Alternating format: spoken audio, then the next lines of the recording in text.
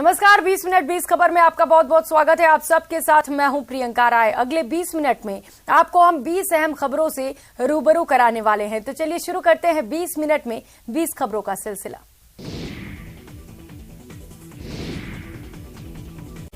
राजधानी दिल्ली के India gate के पास प्राइवेट सुरक्षा गार्ड और वेंडर्स में जमकर भिड़ंत हो गई। इस मारपीट में 5 प्राइवेट गार्ड्स घायल हो गए।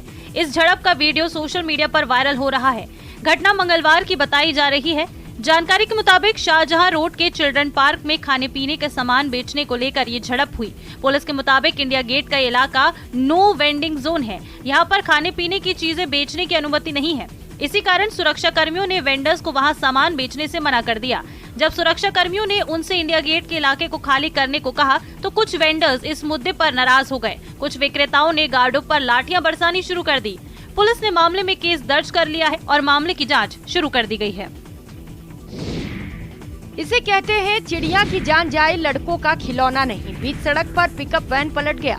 पिकअप वैन में लदे अमरूद सड़क पर बिखर गए, जिससे अमरूद वालों को लाखों का नुकसान हो गया। लेकिन लोगों की तो पौ बारह हो गई। लोग घरों से निकले मदद करने नहीं, बल्कि अमरूद लूटने, और अमरूद लूट का खेल रात भर चलता रहा। दरअसल दौसा के लालसोट जयपुर बाईपास पुलिया पर अमरूदों से लदा एक पिकअप वैन पलट गया। हादसे में पिकअप वैन में सवार 3 लोग तो बच गए, लेकिन सारे अमरूद सड़क पर बिखर गए। आसपास के लोगों को जब हादसे का पता चला तो पहुंच गए मौके पर। मच गई अमरूद लूटने की होड़। जिसके हाथ जितना लगा वो अमरूद लूट ले गया। कई लोग तो motorcycle, pickup van, loading tempo जैसे अपने साधनों के साथ घटनास्थल पर पहुंचे और अमरूद लूट कर ले गए। एक तरफ तो लाखों का नुकसान और दूसरी तरफ रात भर अमरूद की लूट। भरतपुर में संत रविदास आश्रम में जनता क्लिनिक बनाने को लेकर जोरदार हंगामा हुआ। लोगों के विरोध के बीच एक युवक और एक युवती जेसीबी के सामने लेट गए। दरअसल शहर के मथुरा गेट थाना इलाके के वी नारायण दरवाजा स्थित संत रविदास आश्रम में तोड़फोड़ कर जनता क्लिनिक बनाया जा रहा है। और इसी सिलसिले में पुलिस की मौजूदगी में जब नगर निगम ने कार्रवाई शुरू की तो स्थानीय लोग इसके विरोध में उतर आए। काफी संख्या में आसपास के लोग मौके पर पहुंचे और पुलिस प्रशासन के खिलाफ विरोध प्रदर्शन किया। लोगों का कहना है कि इस आश्रम में आसपास के लोग सार्वजनिक कार्यक्रम करते हैं, लेकिन क्लिनिक बन जाने के बाद उन्हें दिक्कतों का सामना करना होगा। जो युवती जेसीबी के सामने बैठी थी, उसका कहना है कि 22 फरवरी को उसकी शादी है। जब आश्रम में तोड़फोड़ कर जनता क्लिनिक बना दिया जाएगा तो फिर शादी और सामूहिक कार्यक्रम कहां पर करवाए जाएंगे। बिहार की राजधानी पटना में पेपर लीक के खिलाफ प्रदर्शन कर रहे छात्रों पर पुलिस ने लाठीचार्ज कर दिया। दरअसल 23 दिसंबर को आयोजित बीपीएससी की परीक्षा का पेपर लीक हुआ था। उसी दिन आयोग ने प्रथम पाली की परीक्षा रद्द कर दी, लेकिन अभ्यर्थियों का यह आरोप है कि चूंकि तीनों पालियों की परीक्षाओं का प्रश्न पत्र वायरल है, इसीलिए तीनों ही परीक्षाएं रद्द होनी चाहिए। इसी को लेकर पटना के न्यू डाक बंगला रोड पर प्रदर्शन कर रहे बीपीएससी के कैंडिडेट्स पर पुलिस ने लाठीचार्ज किया। इस दौरान कई कैंडिडेट्स को चोटें आई हैं। बुधवार की सुबह 5000 से ज्यादा कैंडिडेट्स तीनों शिफ्ट की परीक्षा रद्द करने की मांग को लेकर प्रदर्शन कर रहे थे। पुलिस ने इन्हें रोकने की कोशिश की, लेकिन वे नहीं माने। इसके बाद पुलिस ने लाठी चार्ज कर दिया। प्रदर्शन कर रहे अभ्यर्थियों को खंजांची रोड, बाकरगंज होते हुए गांधी मैदान पहुंचना था। इसके बाद कारगिल चौक पर प्रदर्शन करते हुए बीपीएससी के कार्यालय की ओर जाने की रणनीति थी, लेकिन पुलिस ने उन्हें बीच में ही रोक दिया। सरकार की ओर से जैन समाज के पवित्र स्थल पारसनाथ पर्वत को पर्यटन स्थल घोषित कर दिया गया है। सरकार के इस फैसले का जैन समुदाय विरोध कर रहा है और इसे लेकर मुंबई में व्यापक आंदोलन किया जा रहा है। इस प्रदर्शन में 1 लाख से अधिक लोग शामिल हुए। आजाद मैदान में जुटकर जैन समाज के लोग केंद्र और राज्य सरकार के फैसले का विरोध करते नजर आए। जैन समाज के लोगों को आशंका है कि पर्यटक स्थल घोषित करने के बाद पवित्र स्थल में मांस मदिरा की बिक्री होगी, जिससे जैन समुदाय की आस्था पर चोट पहुंच सकती है। इसी के विरोध में जैन समाज की ओर से झारखंड से लेकर गुजरात, दिल्ली और मुंबई तक मौन प्रदर्शन किया गया। जैन समाज के श्वेतांबर, दिगंबर, तेरापंथी एवं स्थान कवासी चारों समुदायों के हजारों लोगों ने इस रैली में भाग लिया और जमकर नारेबाजी की। दरअसल 2 अगस्त 2019 को झारखंड सरकार द्वारा की गई सिफारिश के बाद केंद्रीय वन मंत्रालय ने पारसनाथ के एक हिस्से को वन्य जीव अभयारण्य और पर्यावरण संवेदनशील क्षेत्र के रूप में अधिसूचित किया है। जैन समाज का कहना है कि क्षेत्र में इको टूरिज्म और अन्य गैर धार्मिक गतिविधियों की अनुमति देना गलत है। स्वर्ण नगरी की खूबसूरती का हवाई दीदार करने के सैलानियों के मंसूबों पर पानी फिर सकता है। दरअसल जैसलमेर के सम इलाके में हाल ही में आरटीडीसी की ओर से शुरू की गई हेलीकॉप्टर जॉय राइड बंद कर दी गई है। वन विभाग के नोटिस के बाद आरटीडीसी ने इस राइड को बंद कर दिया है। सम इलाके के डीएनपी एरिया के ऊपर से उड़ान भरती हेलीकॉप्टर से वन्य जीवों पर मंडराते खतरे को देखते हुए गोडावन कंजर्वेशन सोसाइटी ने वन विभाग को खत लिखकर इस राइड को डेजर्ट नेशनल पार्क के इको सेंसिटिव जोन से बाहर संचालित करने की मांग की है।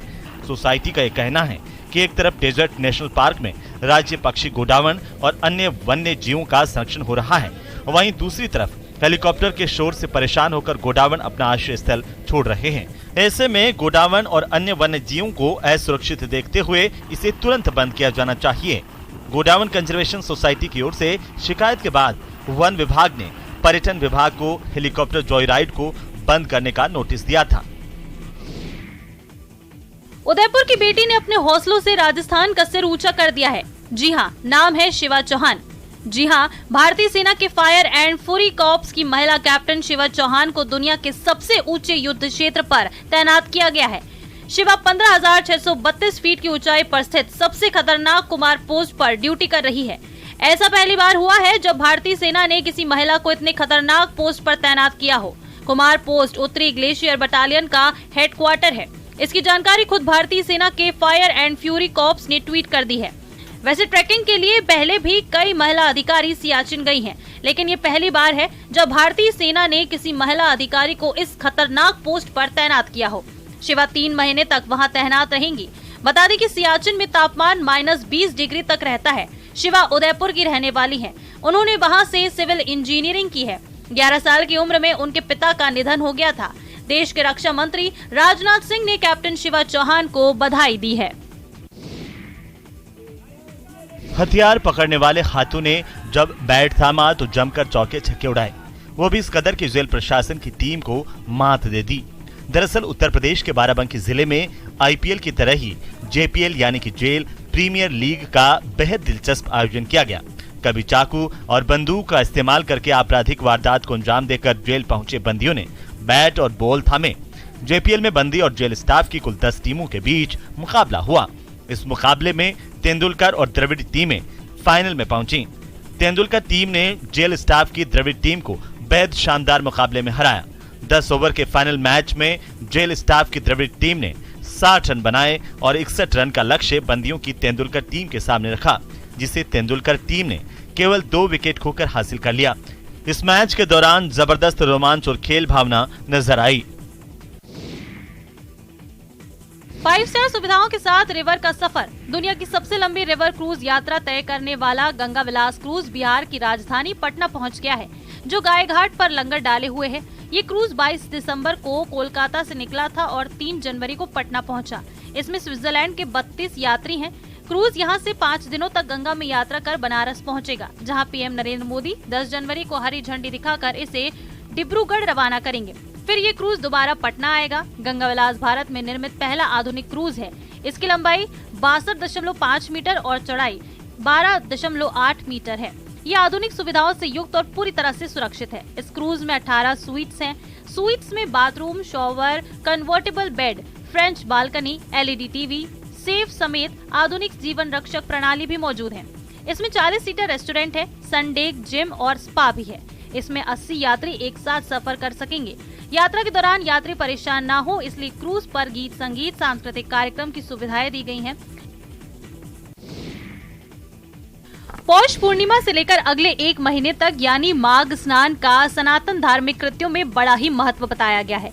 इस दौरान तीर्थराज प्रयाग में सारे तीर्थों का समागम हो जाता है। यही कारण है कि कई श्रद्धालु महीने भर तीर्थराज प्रयाग में ही वास करते हैं, जिसे कल्पवास कहा जाता है। गुरुवार यानी 6 जनवरी को पौष पूर्णिमा से माघ मेला शुरू होने जा रहा है, जिसको लेकर संगम नगरी में तैयारियां पूरी कर ली गई हैं। इस बार माघ मेले में पड़ने वाले 6 प्रमुख स्नान पर्वों पर स्नान घाटों का विस्तार किया गया है। कुंभ मेले की ही तर्ज पर घाटों पर डीप वाटर बैरिकेडिंग लगाई गई है। घाटों पर रेत की बोरियां लगाकर स्नान घाट बनाए गए हैं। इसके साथ ही घाटों पर कांसे की घास बिछाई गई है, ताकि स्नान कर बाहर निकलने पर दलदल ना हो। वहीं महिलाओं के कपड़े बदलने के लिए पर्याप्त संख्या में चेंजिंग रूम भी तैयार किए गए हैं। स्नान घाटों से कुछ ही दूरी पर टॉयलेट भी बनाए हैं। घाटों पर पूजा अर्चना के बाद फूल माला चढ़ाने से होने वाली गंदगी को साफ करने के लिए स्वच्छता कर्मी भी तैनात हैं। मेला अधिकारी के मुताबिक स्नान घाटों पर जल पुलिस के साथ ही गोताखोर और एसडीआरएफ को भी तैनात किया गया है, ताकि किसी भी तरह का हादसा होने पर तत्काल राहत बचाव का काम किया जा सके।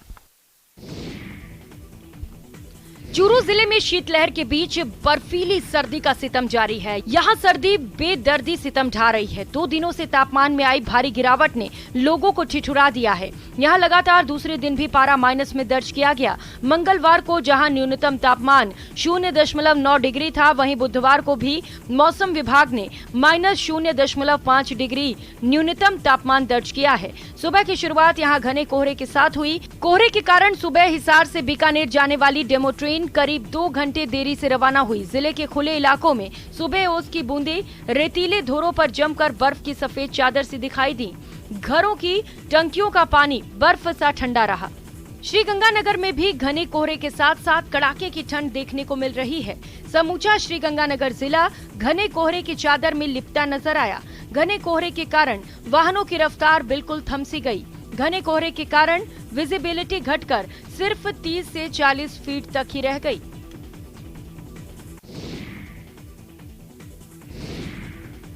पूरे राजस्थान में कड़ाके की ठंड का दौर लगातार जारी है और तापमान में लगातार गिरावट देखने को मिल रही है। बीकानेर, जयपुर, भरतपुर और कोटा संभाग के कई इलाकों में सुबह घना कोहरा देखने को मिला। झुंझुनू में भी सर्दी का सितम जारी है। सर्द हवाओं ने ठिठुरन बढ़ा दी है। वहीं सुबह घना कोहरा छाया रहा। कोहरे की वजह से वाहन चालकों को दिक्कतों का सामना करना पड़ रहा है। दिन में ही वाहन चालक हेडलाइट जलाकर रास्ता तय करते नजर आए। झुंझुनू में बुधवार सुबह का तापमान 2.7 डिग्री सेल्सियस दर्ज किया गया। वहीं मौसम विभाग ने ऑरेंज अलर्ट जारी करते हुए शीतलहर चलने की चेतावनी दी है। राजस्थान में इन दिनों कड़ाके की ठंड का दौर जारी है। दौसा जिले में भी ठंड का डबल अटैक देखने को मिल रहा है। कोहरे के चलते जनजीवन बुरी तरह से प्रभावित है। कोहरे का रेल और सड़क यातायात पर भी प्रभाव पड़ रहा है। हालत ये है कि कई इलाकों में सुबह 10 बजे तक घना कोहरा छाया रहा। विजिबिलिटी कम होने से वाहन चालकों को भारी असुविधाओं का सामना करना पड़ा। राजधानी जयपुर सहित पूरे प्रदेश में मौसम का डबल अटैक देखने को मिल रहा है। एक तरफ सर्द हवाओं के कारण शीतलहर का दौर जारी है, तो दूसरी तरफ घने कोहरे के कारण विजिबिलिटी काफी कम हो गई है। राजधानी जयपुर में भी गलन वाली सर्दी का दौर चल रहा है। वहीं शहरी और ग्रामीण इलाकों में कोहरे की घनी चादर देखने को मिल रही है। आगरा रोड इलाके में कोहरे के कारण विजिबिलिटी काफी कम रही। सुबह सुबह 50 मीटर से भी कम विजिबिलिटी से जूझना पड़ा। वहीं मंगलवार को बाकी दिनों के मुकाबले राजधानी का तापमान और गिर गया और पारा 4 डिग्री के आसपास दर्ज किया गया। जयपुर के कोटपुतली, शाहपुरा, रेनवाल, जोबनेर समेत सभी ग्रामीण इलाकों में भी कड़ाके की ठंड से जनजीवन प्रभावित नजर आ रहा है। जोबनेर में 4, रेनवाल में 3 डिग्री तापमान दर्ज किया गया। ठंडी हवाएं लोगों की कपकपी छुड़ा रही हैं। खेतों और गाड़ियों पर बर्फ की परत भी जम गई। वहीं ठंड से बचाव के लिए लोग अलाव का सहारा लेते नजर आए। बर्फीली हवाओं से गलन बढ़ने के बाद वाराणसी के सारनाथ मिनी जू के वन्य जीवों की सुरक्षा बढ़ा दी गई है। यहाँ वन्य जीवों को दाने के साथ गुड़ दिया जा रहा है। वहीं जलचर पक्षियों के बाड़े में टाट, पुआल लगाकर पुख्ता इंतजाम किया है। जू के डियर पार्क में चीतलों, काले हिरणों को ठंड से बचाने के लिए पेड़ों और टीन शेड के नीचे पुआल और टाट लगाया है। इसके साथ ही पक्षियों के बाड़े को ग्रीन टाट और बोरे से ढका गया है। जलीय पक्षी हवाशील, जांघिल, लगलग, लोहा सारस, व्हाइट स्टार्क, ईमू के बाड़े में 2 छोटे छोटे टीन शेड लगाकर टाट से घेरा गया है। इसके साथ ही वन्य जीवों के मेनू चार्ट में भी बदलाव किया है। चीतल और काले हिरन को गेहूं, मक्का, ज्वार, चना के साथ गुड़ और जलीय पक्षियों को मेन्यू में छोटी मछलियों के साथ गाजर, पपीता, सेब शामिल किया गया है। ऑस्ट्रेलिया के एमू पक्षी को ब्रेड, पालक, गाजर, टमाटर खिलाया जा रहा है। इसके शरीर में गर्मी बनी रहती है। मिनी जू के प्रभारी ने बताया कि वन्य जीवों के ठंड से बचाव के लिए पूरे इंतजाम कर लिए गए हैं। एक तरफ जहां मैदानी क्षेत्रों में कोहरे का कहर जारी है, तो वहीं उत्तराखंड के 4 धामों में से एक गंगोत्री धाम में सर्दी की पहली बर्फबारी शुरू हो गई है। पिछले दिनों उत्तराखंड के कई इलाकों में बूंदाबांदी होने से मौसम में ठंडक और तापमान में गिरावट भी देखी गई। इसके साथ ही मंगलवार की शाम से ही गंगोत्री धाम में भारी बर्फबारी देखने को मिली है। इससे उत्तराखंड के निचले इलाकों में ठंड बढ़ने के आसार नजर आ रहे हैं। गंगा घाटी में गंगोत्री, मुखवा, धराली, झाला सुखी तो वहीं यमुना घाटी में यमुनोत्री मंदिर समेत कई क्षेत्र में बर्फबारी हो रही है। वहीं मंगलवार सुबह से उत्तरकाशी जनपद के ऊपरी क्षेत्रों में मौसम खराब हो चुका था और दिन होते ही ऊपरी क्षेत्रों में जमकर बर्फबारी शुरू हुई। वहीं नए वर्ष के तीसरे दिन से यमुनोत्री, गंगोत्री, हर्षिल, झाला सुखी, मां गंगा के मायके में मुखवा में जमकर बर्फबारी हो रही है। बर्फबारी शुरू होने से सैलानियों के चेहरे खिल उठे हैं। बर्फबारी रात भर यूं ही जारी रही और बुधवार सुबह तक पूरी घाटी बर्फ की सफेद चादर से ढक गई है। ऊपरी क्षेत्रों में जहां बर्फबारी हो रही है, सैलानी साल की पहली बर्फबारी का जमकर लुत्फ उठा रहे हैं। मौसम में हुए बदलाव से लोग काफी खुश दिखे।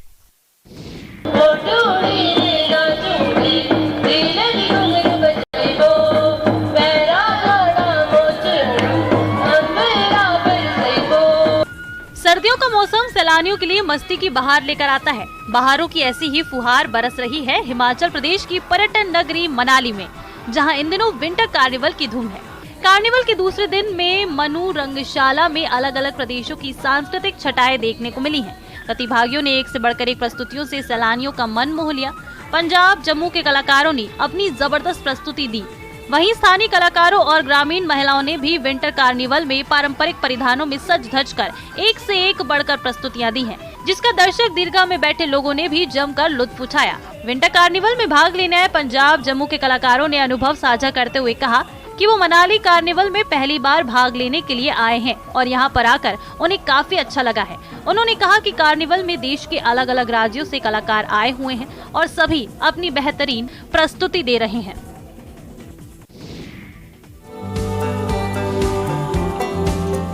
खान पान के मामले में समृद्ध बिहार में यूं तो कई मशहूर व्यंजनों के नाम आते हैं, लेकिन ठंड के समय यहाँ सबसे ज्यादा पिट्ठा को पसंद किया जाता है। पूस का महीना और उस पर पिट्ठा का स्वाद लोगों को खूब लुभाता है। यह मगध का लजीज व्यंजन है, जिसे जाड़े के पूस के माह में भी खाया जाता है। मगही क्षेत्र के लोगों का प्रिय और पौष्टिक व्यंजन है। या यूं कहे कि लोग इसके स्वाद के लिए क्रेजी हैं। इसे धान के पहले फसल से प्राप्त चावल के आटे से ही इसे बनाया जाता है, जिसमें एक अलग ही मिठास होती है। पिट्ठा कई प्रकार के बनाए जाते हैं। लोग अपनी पसंद के अनुसार इसे अलग अलग तरीके से बनाते हैं, लेकिन ज्यादातर लोग खोआ, गुड़, बादाम और तीसी तिल का पिट्ठा पसंद करते हैं। इसकी तासीर भी गर्म होती है, जो ठंड में रोग प्रतिरोधक क्षमता को भी बढ़ाता है।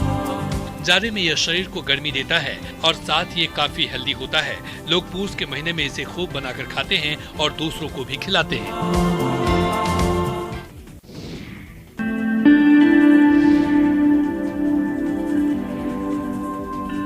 छतरपुर जिले के बागेश्वर धाम की महिमा अब सिर्फ देश में ही नहीं विदेश में भी धूम मचा रही है। तो वहीं ऐसे भी भक्त देखने को मिलते हैं जो अपनी श्रद्धा के अनुसार अलग अलग तरीकों से बालाजी सरकार के दर्शन के लिए बागेश्वर धाम पहुंच रहे हैं।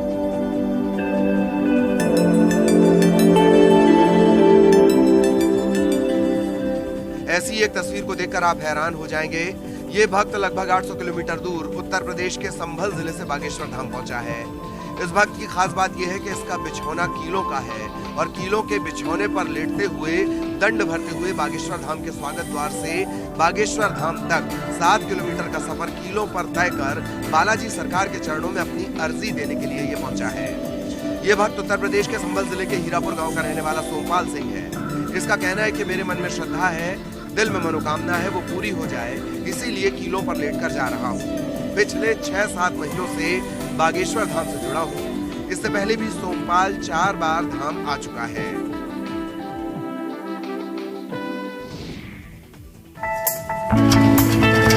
इन महिलाओं की मेहनत की गूंज अब बोकारो के बेल्जियम तक हो रही है।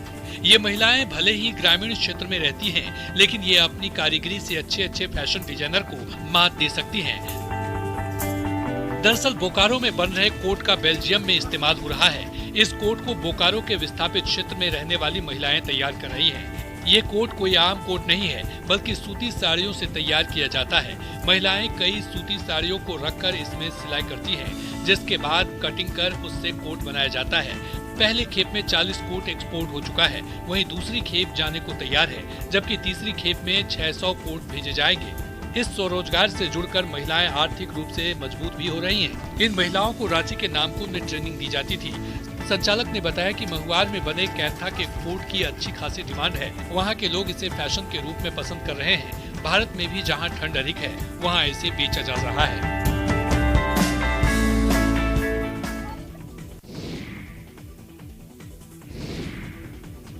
प्रयागराज का कालिंदी तट युगों से अपनी पहचान को संजोए हुए है। 100 साल से अधिक पुराना पुल सिर्फ नदी के दो छोर नहीं मिलाता, बल्कि दौड़ती भागती जिंदगी को शीतल एहसास से भर देता है।